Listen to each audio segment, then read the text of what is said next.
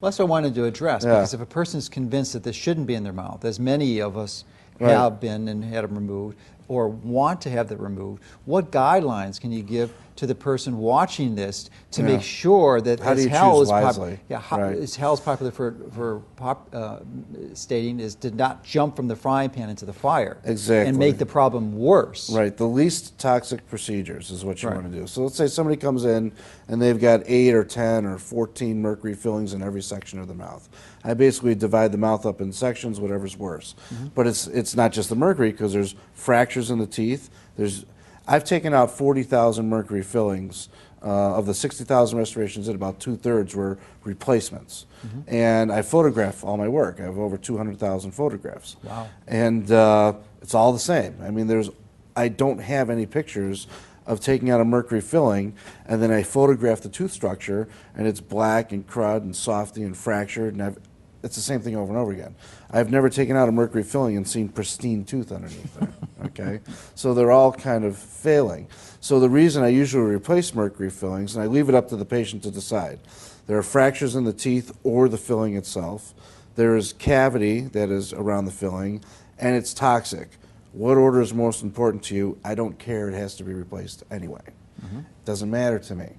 You know, I have lots of people who come to me who aren't holistic, who could care less and feel healthy and don't think the mercury fillings are a problem.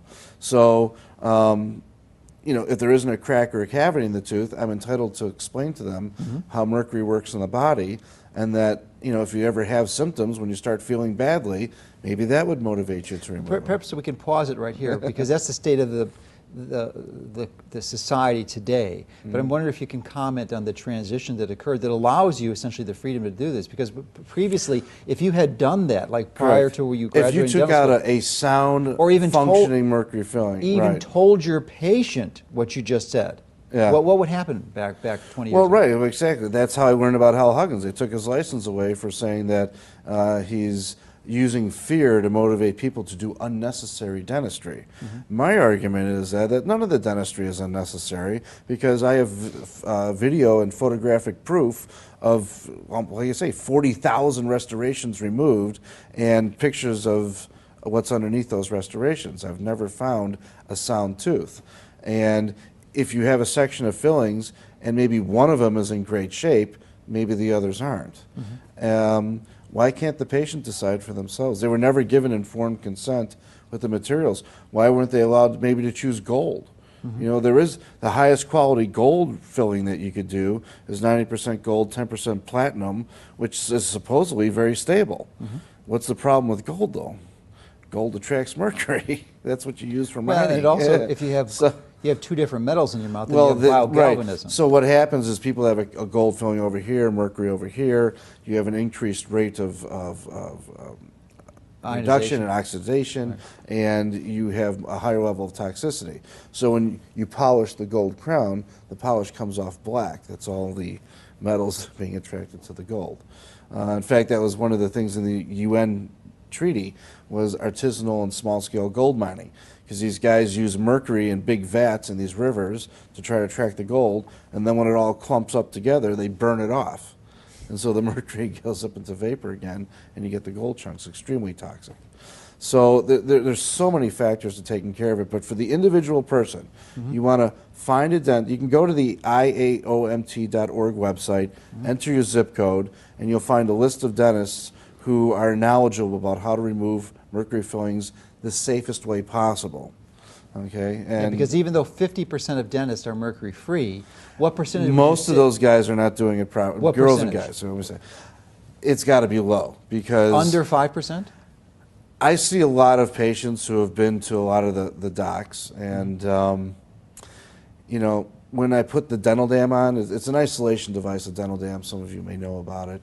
It's just a simple procedure to help protect you. It's a mechanical barrier to make sure that it's basically right. It's like a raincoat for the tooth. And a lot of people, when I put it on the first time, never had one before.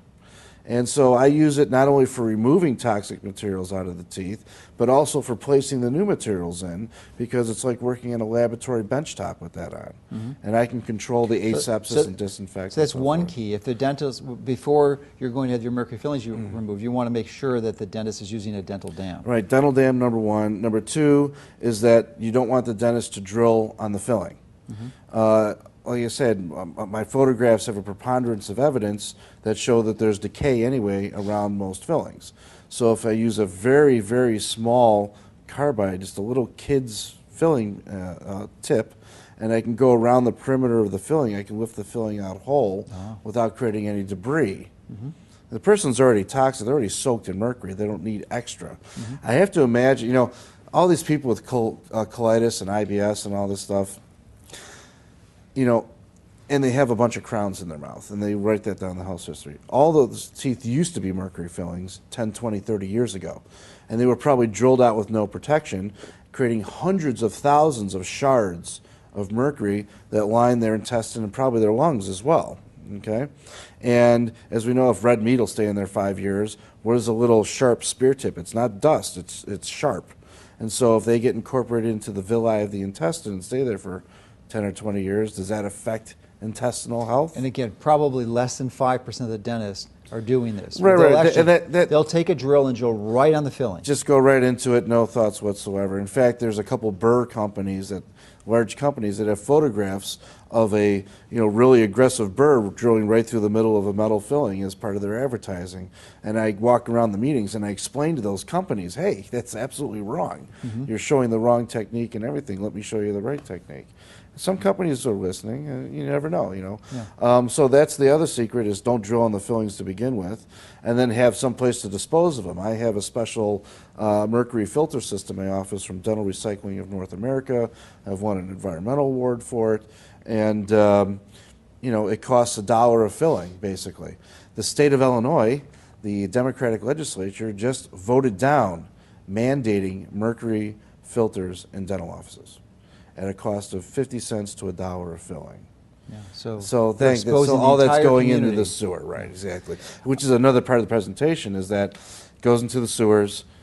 It goes either into the sludge fields, dried, that's made into fertilizer, and It right back pumps in, into our crops. or just right back into the water supply. So the whole thing is backwards. What about high-speed suction? Right, you When want you- multiple suctions. Typically, there's a suction underneath the dental dam. You've got a high-speed suction right there. There's another one called the elephant nose, which kind of captures vapor. Another thing you want to have is that you can have an oxygen mask over your nose, so you have a separate supply. So all these little precautions add up to a lot of protection to the patient. Is the patient protected 100%? Approaching 100%. Do you find that there's sort of like the cherry on the top to use as a mercury binder after the procedure is done? Is there any that mercury that slips out that they would take that orally? Right, I mean, you switch it can around? take activated charcoal. There are a number of different mercury chelating isons, different clays and things like that you can take, zeolite. And I advise patients, I'm not a licensed nutritionist, okay, so I'm not allowed to give that kind of advice except don't eat sugar. But in the process of making a person being less toxic, I tell patients that before their appointments, they should order some online and take it. But I don't dispense any drugs in my office or sell any nutraceuticals or anything. I don't have any products to give. It's just the dental service. There are other doctors who are, like for example, Dr. Diane Meyer, who was at recently the Health Freedom Expo that we were at. We were on the mercury panel together, and she does a little more different dentistry. She'll sedate a patient, do all their dentistry at once, and include all of the pre and post nutrition support for that. So different people do it differently, but I don't see. Everybody has their own comfort zone. I let patients decide what they want. If you want to be the best, and then there's a little less than best, how holistic are they? And I have some patients that would never have a mercury filling or a root canal or fluoride on this end of the scale. And I have other patients that, why is fluoride bad for you? What's wrong with my mercury filling? I have 4 root canals. I feel fine. So it's everybody in between. For that person on this end of the spectrum, or those really migrating to that end. Yeah. What powerful analogies can you share with our audience that might help convince them of the toxicity of mercury, from some of the science perspective, and how it can damage them, and why they really need to be concerned about this? Right. Well, number one, it accumulates in your system and doesn't leave. Okay, you can test your hair for methylmercury, you can test your blood or your urine for excretion, but really it's in your cerebral spinal fluid and your brain tissue. Okay, and no one's really going to give a little brain tissue for a sample to prove that you have mercury. We all have. I have mercury, and you have it. Okay, we breathe air, drink water. So if you add up all these extra sources, at some point your body becomes so toxic that normal metabolism doesn't occur anymore. You know, for example, the battery effect. That's one of the main effects of mercury, or brain fog, as people would describe. You know, what's a Duracell battery? Mercury and nickel and copper, and you've got, you know, you're sucking on a battery in your mouth. So I've had patients that have a twitch. You know, usually in one arm or the other, and typically it's the upper set of teeth that you take out the battery, and the twitch goes away. And I've had that, you know, as a report. But it's the combination, because patients just don't have the mercury. They're soaked in fluoride as well. Okay, you get it in your water. When you wash your clothes in it, you cook with it. Toothpaste? And toothpaste, exactly. Well, you don't have to, because there's fluoride free. Optional. I use bee pollen. Actually, the best toothpaste, you know, there's three options. Use no toothpaste, because the brush cleans your teeth anyway. Sure. Make your own toothpaste with an essential oil like peppermint oil, baking soda, and salt. That's what I like to use. Or you can go get, there's tons of holistic toothpaste with no fluoride, no sodium oral sulfate, no titanium dioxide. You know, those are unnecessary ingredients in your toxins that you just need. What do you need more toxic soup for? Right. So you know what you're describing with the mercury move was the chelation. You know, the physical particles that get stuck in your gut, as well as what you can draw out of your system. I like a vegan detox for a month. I suggest to my patients. You know, go through a full, month of eating as much organic raw vegetables as you can, maybe on a diet plan, and that will flood your body with the minerals that you need, like magnesium. I have a chapter in my book called Magnesium versus Mercury, and it displaces, you know, it's taking its spot. So if you flood your body with magnesium, just from, you know, kale and different Swiss chard and stuff like that, you're giving your body the raw materials to displace the mercury, and hopefully you begin the process of healing again. You know, what does it take? 7 years to regrow an organ typically? 7 to 10 years, you can replace all the cells. So how long does it take to get most of the mercury out? Or do you have to go through a chemical challenge, you know, with DPMSA or whatever, DMSA or whatever you want to use? I always say try the easy stuff first and work your way up the ladder. I just have a little caution about doing a vegan approach for a month. It may be useful, but you know, you have to be careful. You get enough protein, high quality protein. You don't lose muscle mass. But you could, you know, what we usually recommend is having loads of vegetables and organic vegetable juicing. You know, a quart or more a day. Will really, once again, I'm not a nutrition expert. Pounds of vegetables will give you, you know, all the magnesium and all the micronutrients you need. So yeah, before you started, you were flooding your mouth with, you know, you had vitamin mercury coming in all the time, and then when that's all gone, now you just replace it. So. Sure. But that's a great way to do it. But yeah, you know, I see all these people, like I say, chronic illness and sick, and it's a combination. A lot of the mercury fillings, you know, the teeth are partially dead inside there as well. So you'll have a patient come in that has no pain, and you take out the filling, and it's black and cruddy under there, and you know what's under that, a nerve that's half alive. And then the patient will, you know, eventually have to decide, is this a tooth that, you know, if it gives you a problem, is it worth keeping it, you know, versus taking out the tooth? And that's a tough decision for a lot of people. Some people. Do you actually do root canals in your office? I allow the patient to choose. I have done, I think it's like 2,000 root canals in my career, with the caveat of every root canal is going to fail. They're all going to affect your immune system in a negative way, and eventually you're going to have symptoms, and then I would advise extracting the tooth.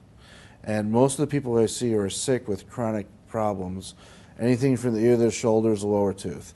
Sinuses, headaches, tender scalp, things like that is typically an upper tooth. And when you take out the tooth, or if a patient chooses to redo a root canal, which still the tooth is soaked in bacteria, but it's a choice, their condition still improves because you're cleaning up a dead source of tissue, but the bacteria in your body find it and colonize. So I've taken out teeth, and you can actually see black pieces of plaque on the outside of the root, or you can, or it looks like polka dots, because the outside of the tooth is like a coral reef, and it's all those little pores are full of